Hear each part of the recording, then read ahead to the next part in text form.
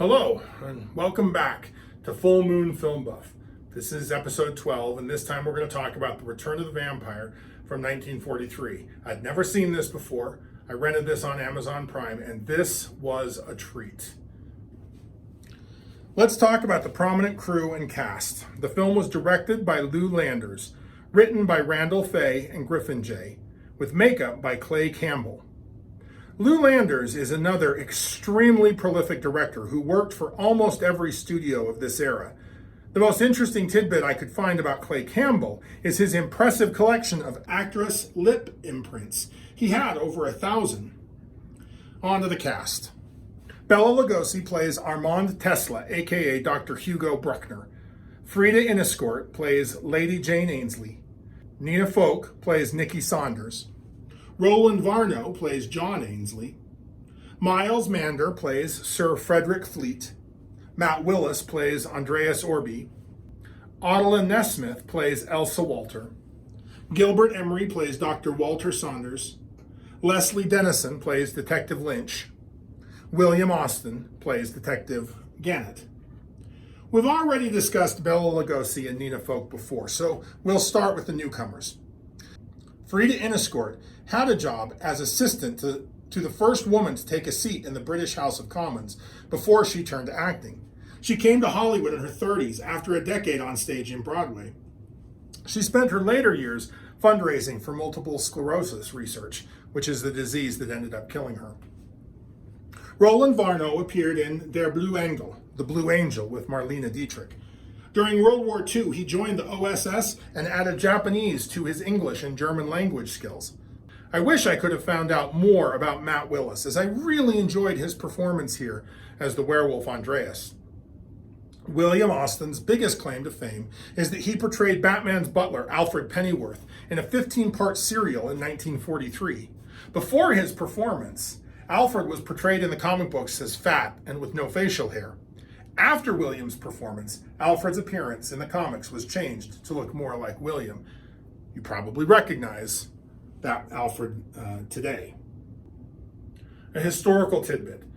This film is the last time that Bela Lugosi will ever get top billing on a movie, and that's a little sad. This is not a direct sequel to Count Dracula or any of the Dracula movies, but it does serve very well as an unofficial sequel to Count Dracula. This was a low-budget movie meant to capitalize on the very popular and successful Universal horror movies. And I'm really, frankly, shocked with how good a job they did here on the budget they supposedly had. They knocked it out of the park. This is a solid movie. Which leads into my recommendation, and I do recommend this movie. It was a treat to watch Bela Lugosi at the height of his acting powers, playing, if not necessarily the role that made him most famous, then one at least exactly like it. Second, this film is the first film that I've seen that has a really strong female protagonist. Third, this is the first movie that I've seen that I feel like has really strong, meaty themes attached to the monster at its core. And fourth, the actress who plays Lady Jane Ainsley, Frida Inescort, absolutely kills it and is a joy to watch. Now, I knew nothing about this movie when I went into it, and I think I enjoyed it more because of that. I'm not normally spoiler phobic. I don't mind knowing what's going to happen, but in this case, there's a particular event that happens later in the movie that I really did enjoy not knowing about. If you have any interest or desire to see this movie, stop this video. You can go watch the movie and come back and see this when you're done. I think you'll enjoy it. If, however, you have no intention of watching it, or you just don't care about spoilers, well then continue, but I do highly recommend it.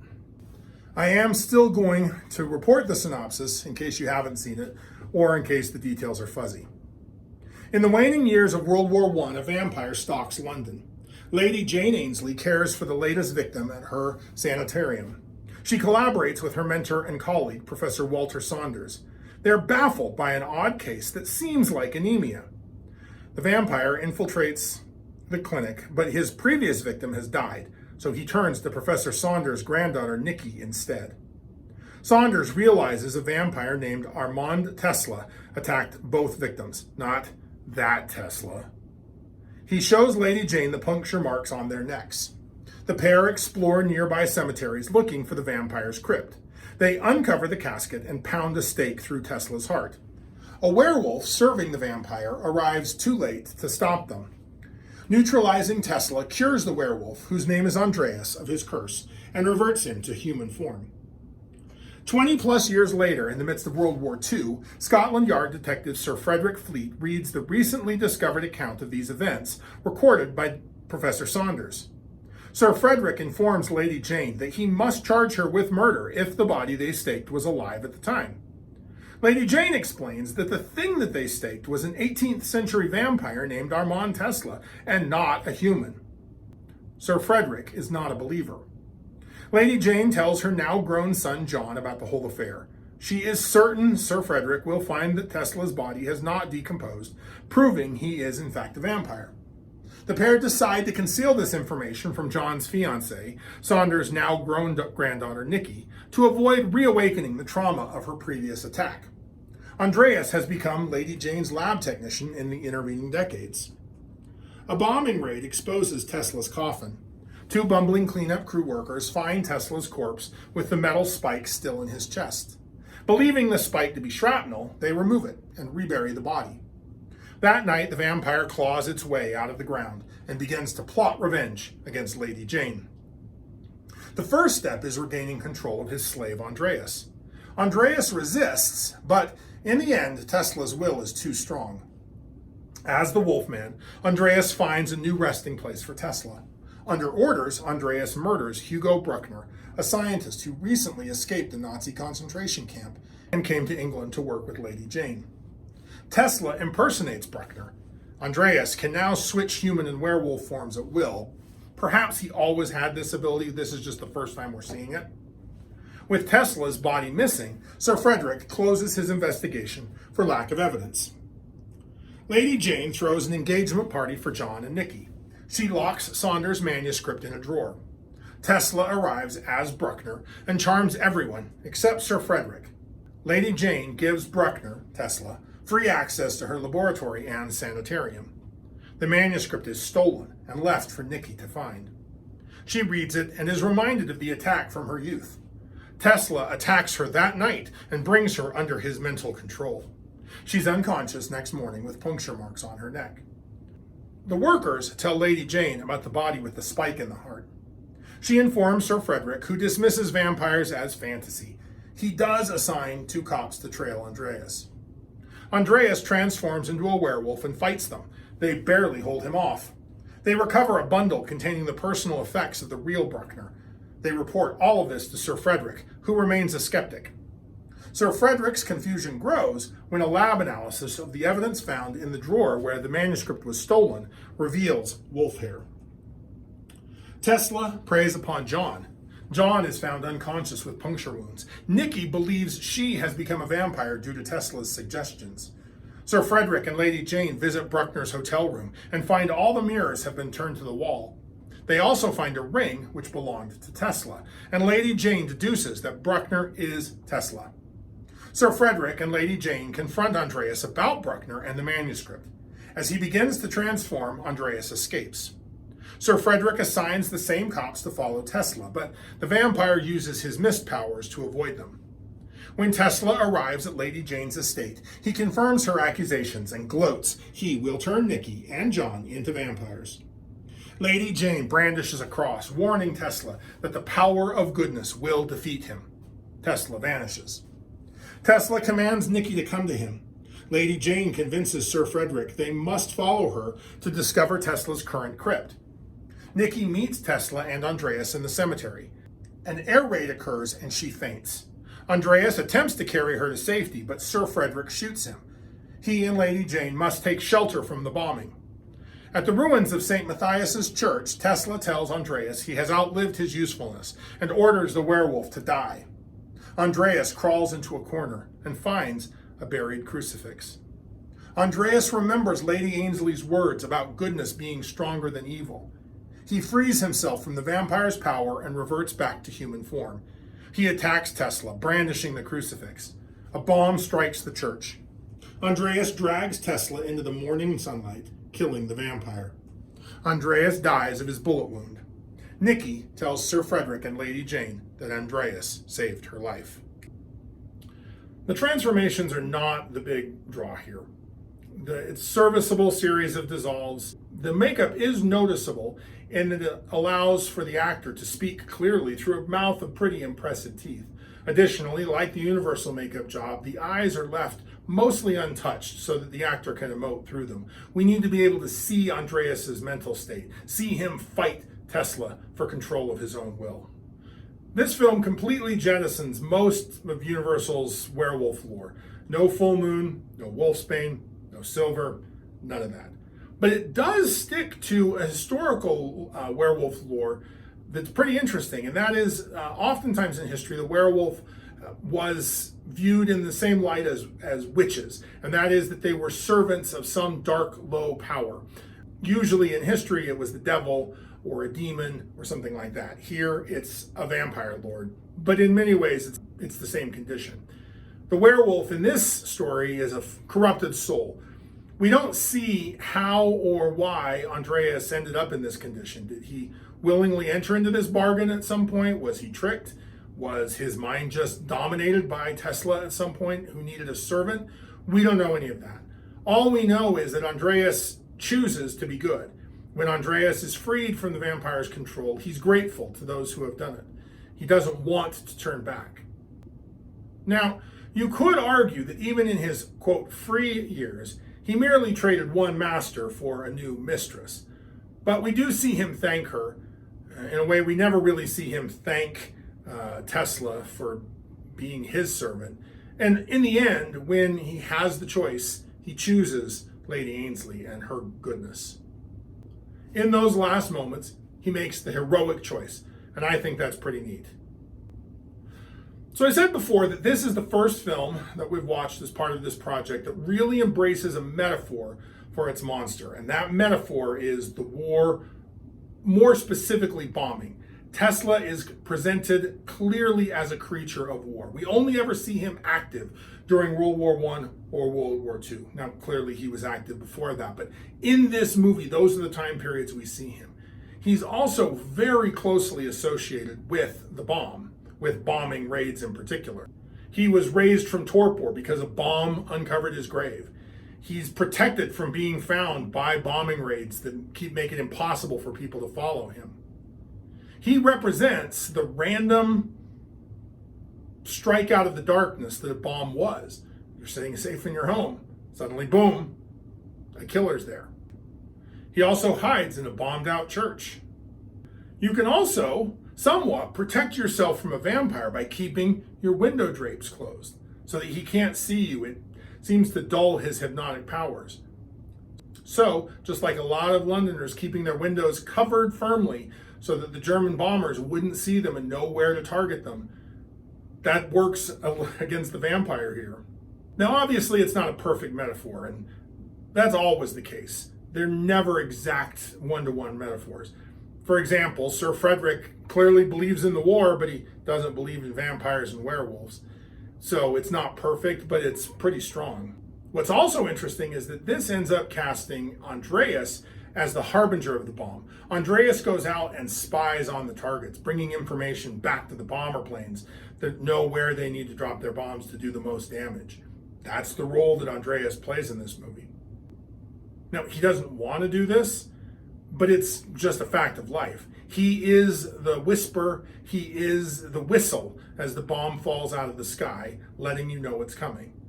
He doesn't want to, but he is. So now let's move on to exactly how awesome Lady Jane Ainsley is. This is the first film I've watched as part of this project that has such a strong, competent female lead in it.